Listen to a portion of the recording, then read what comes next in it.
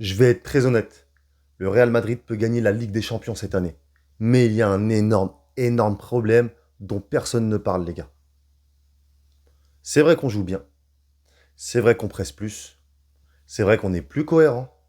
Qu'on est beaucoup plus compétitif que la fin de saison dernière ou que le début de saison. Mais, les gars, on a déjà un banc avec pas mal de blessés. On a déjà un banc qui manque de profondeur. Et le problème qui pourrait se poser, c'est que lors de grands matchs de LDC, que ce soit contre le Bayern ou ensuite, on est encore des cadres qui se blessent. Je vais juste vous donner la liste de nos blessés actuels, les gars.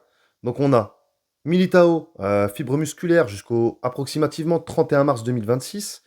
Ensuite, on a Rodrigo, rupture du ligament croisé jusqu'au 30 septembre 2026. Tout ça, c'est approximatif, les gars. Ensuite, on a Ceballos jusqu'au 13 avril 2026, après pour une blessure au mollet. Après, Ceballos, les gars, on compte pas vraiment sur lui, je vais pas vous mentir. On a Courtois, déchirure musculaire jusqu'au 1er mai 2026, donc il devrait revenir pour l'échéance contre le Bayern. C'est déjà une très bonne nouvelle. Ensuite, on a Raúl Asensio, problème de mollet, donc on n'a pas de date approximative pour l'instant. Et ensuite, pour finir, on a Ferland Mendy, blessure musculaire, et on n'a rien pour l'instant. Alors Mendy, apparemment, il va revenir. Voilà, c'est ce que j'ai pu entendre dans les échos. Donc maintenant, à voir les gars. On verra si le match contre le Bayern, on l'aura ou pas. Mais pour vous expliquer qu'on a eu énormément de blessés cette saison, on a aussi eu Mbappé qui, comme on a pu le voir là contre l'équipe de France, enfin avec l'équipe de France, pardon, a très très bien joué. Il a même mis son petit but. Donc voilà, il a l'air d'être en forme, d'avoir des jambes de feu. Moi, j'ai vu son accélération. Il a vraiment pas l'air d'avoir de problème. Maintenant, il a quand même été blessé pendant 3 semaines. Voilà. Bellingham, pareil. Bellingham qui vient de revenir au Real, mais qui a été blessé pendant, je crois, 2 mois quasiment. Donc voilà, les gars. C'est juste pour vous dire que, pour l'instant, on a un 11 qui est très compétitif.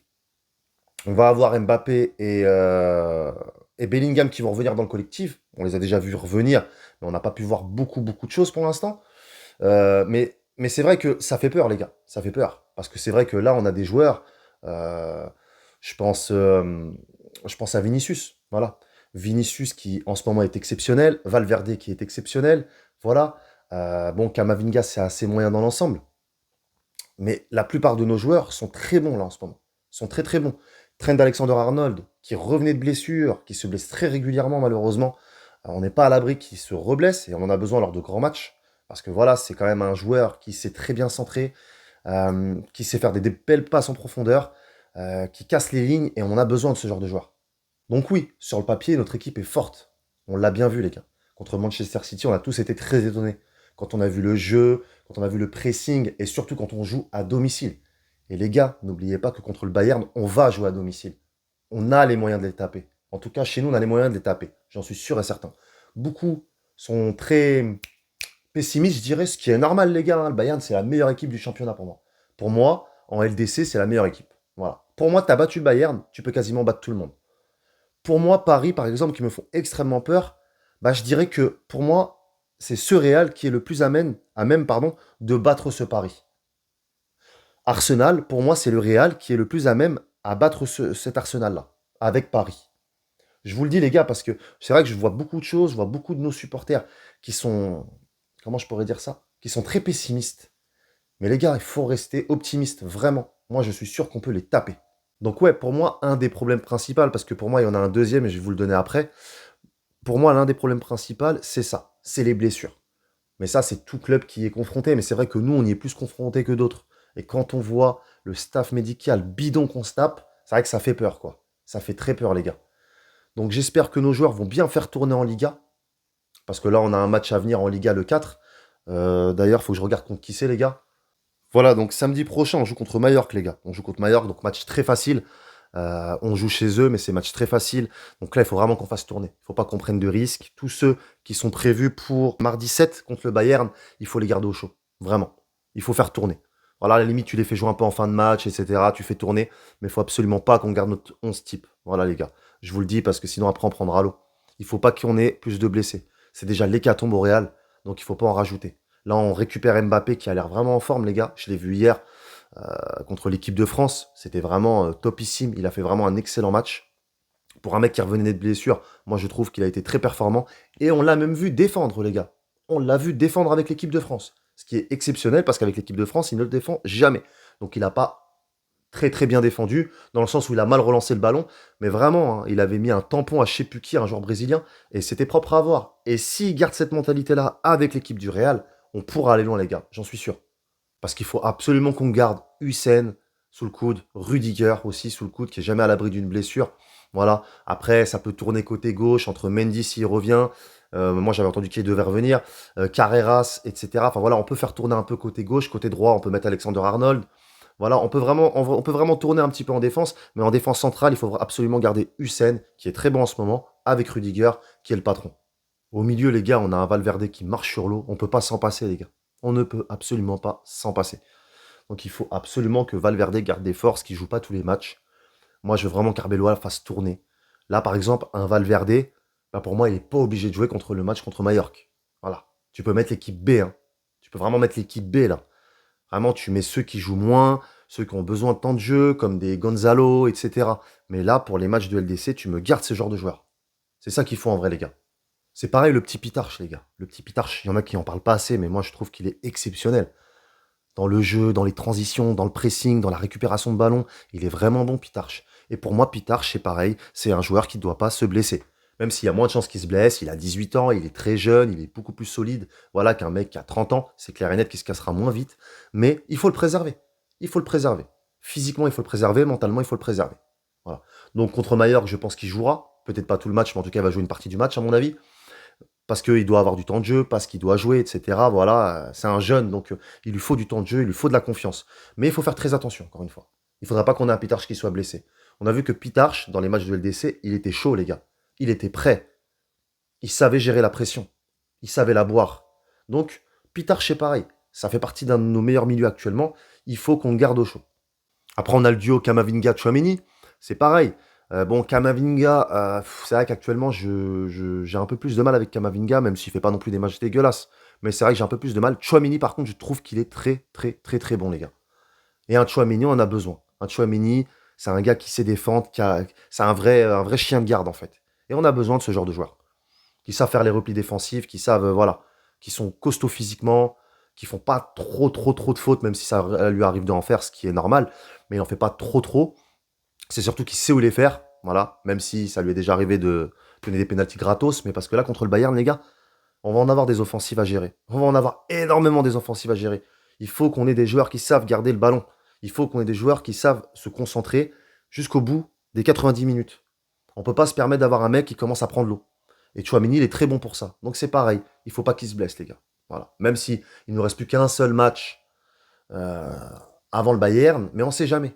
Il ne faudrait pas que ce match-là, on ait des blessés. Donc, équipe B, on fait tourner et on s'en sortira mieux comme ça. Maintenant, je vais aller sur l'attaque, les gars.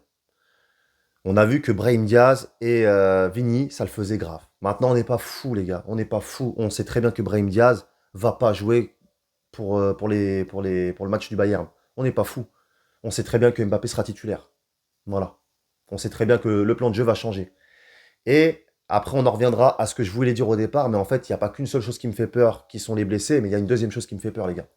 Mais, comme je vous ai dit, on verra ça un petit peu plus tard dans la vidéo. Là, de quoi je voulais parler, les gars. Donc là, on va faire une petite projection LDC. Donc là, on va tomber contre le Bayern, les gars. Bayern, comme je l'ai dit, pour moi, c'est une des meilleures équipes de LDC. Il n'y a rien à dire là-dessus. Dans leur jeu, ils sont très bons. Ils ont des joueurs qui sont tous en forme. Ils ont une profondeur de banc. Et chez eux, jouer chez eux, c'est très compliqué, les gars.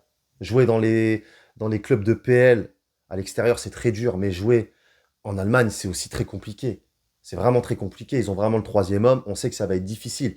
Et on doit profiter du premier match qui se déroule à domicile chez nous au Bernabeu. Mais c'est pas pour gagner avec un but d'avance. Il faut vraiment les matraquer. Il faut jouer. Il faut faire comme si c'était un match euh, sans retour. Voilà. Il faut faire comme si c'était un match à élimination directe, sans retour. Tu joues le match de ta vie. Le match aller, c'est le match de notre vie. C'est là où il faut qu'on donne tout. Parce qu'on sait très bien qu'au retour, ils vont planter, ils vont mener le tempo, ils vont mener la barque, ils vont avoir le troisième homme qui va être présent. Donc il faut qu'on en profite pour gagner avec plusieurs buts d'écart. Voilà, déjà gagner le match premièrement, objectif, gagner le match. Deuxième objectif, gagner le match avec pas mal d'écart, comme on l'a fait contre Manchester City. Mais attention les gars, attention. Pour moi, ça va être un match très serré. Enfin, Peut-être pas le match aller, peut-être que le match aller, avec un peu de chance, on arrive à avoir 1 ou 2 buts d'écart. Mais le match retour, pour moi, enfin, en tout cas dans la confrontation aller-retour, je pense que ça va être très serré, les gars. Ça va pas se jouer à beaucoup de buts, à mon avis. Tout le monde voit le Bayern grand gagnant de la LDC. Attention, les gars, jamais enterrer le Real Madrid. On a notre ADN, on arrive toujours à s'en sortir, enfin très souvent, pas toujours malheureusement, mais très souvent on arrive à s'en sortir. Et c'est possible qu'encore une fois, on déjoue les pronostics. C'est très possible, les gars. Donc ça va être un match serré, où les détails vont faire la différence.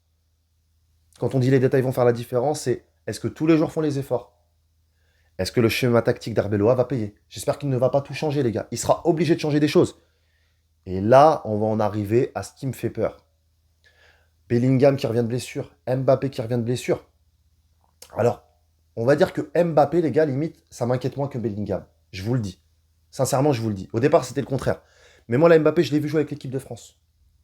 Je l'ai vu jouer quelques minutes lors de notre dernier match. Et j'ai l'impression que Mbappé, il a peut-être changé un petit peu d'état d'esprit là. Il va peut-être faire un peu plus de retour défensif. Il va peut-être, si on mène dans le match, il va peut-être aider un peu plus l'équipe. J'espère qu'il fera plus d'appels en profondeur. Surtout ça, les gars. Surtout ça. Voilà, ça manque. C'est vrai que Mbappé il a tendance à toujours demander le ballon dans les pieds pour pouvoir ensuite attaquer, etc. J'espère qu'il décrochera un petit peu. Voilà, qu'il sera un peu plus un électron libre, qu'il ira à gauche, à droite, etc. Mis à part schéma tactique où vraiment il nous faut un vrai neuf dans l'axe. Bon, là, je veux qu'il reste dans l'axe le plus possible. Mais maintenant, voilà, je veux qu'il se comporte comme un homme à tout faire. Vraiment. Il a les pattes pour ça, il a les jambes pour ça. On lui demande pas d'être défenseur, mais on lui demande juste de faire un peu plus d'efforts et un peu plus de pressing. Maintenant, Bellingham, les gars. Je vous mens pas, Bellingham, j'ai peur que qu'il nous fasse ce qu'il nous a déjà fait cette saison, qu'il court pour rien. Parce que c'est vrai que Bellingham, il court, il n'y a pas de souci, mais des fois, il court pour rien. Vraiment, les gars. Il court pour que dalle. Il fait le chien enragé à courir à droite, à gauche, comme un poulet sans tête, mais des fois, ça sert à rien. Il faut aussi poser ton tempo, calmer le jeu quand l'équipe en face a un temps fort. Voilà. Ne pas vouloir jouer comme un attaquant. Ne pas oublier que Bellingham, c'est un milieu, qu'on a ce qu'il nous faut offensivement. Voilà. Tu nous mets un Vinicius Mbappé, on n'a pas besoin que Bellingham monte trop haut non plus. Voilà. On préfère qu'il fasse des belles passes en profondeur à Mbappé ou qu'il soit pas très loin de Vinicius pour pouvoir jouer un petit peu en coordination avec Vinicius. Enfin voilà.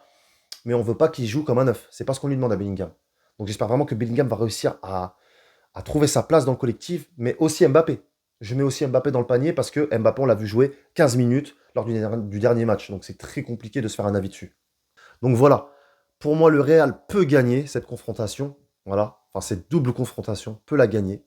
Mais c'est très fragile, les gars. C'est très fragile. Il faut qu'on garde la même mentalité qu'on a eu contre le match, pour le match de City. Si on a la même mentale, il y a moyen qu'on gagne. Maintenant, pour moi, le Bayern, c'est au-dessus de City.